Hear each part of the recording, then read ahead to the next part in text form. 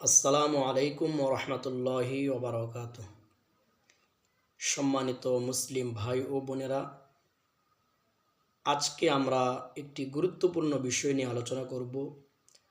সেটি হচ্ছে, আমরা প্রায় সময় দেখে থাকি, আমরা কোরআনে কারিম তেলাওয়াত শেষ করার পরে সদাকল্লাহুল আজিম বলে থাকি।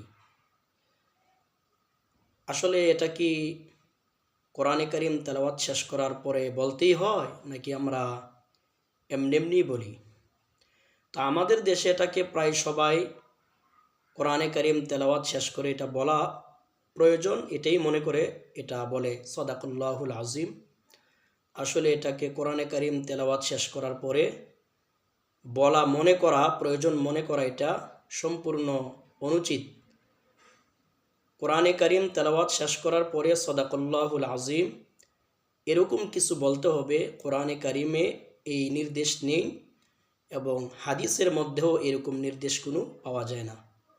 অতএব আমাদের উচিত কোরআন তেলাওয়াত শেষ করার পরে স্বাভাবিক আমরা যদি দোয়া পড়তে চাই, তাহলে রসুল সাল্লাল্লাহু আলাইহি ওয়াসাল্লামের যে মাজলিস শেষ করার পরে, বৈঠক শেষ করার পরে দোয়া আছে, সুবহানাকাল্লাহুম্মা ওয়া বিহামদিকা আশহাদু আল্লা ইলাহা ইল্লা আনতা আস্তাগফিরুকা ওয়া আতুবু ইলাইক, এটা আমরা বলতে পারি।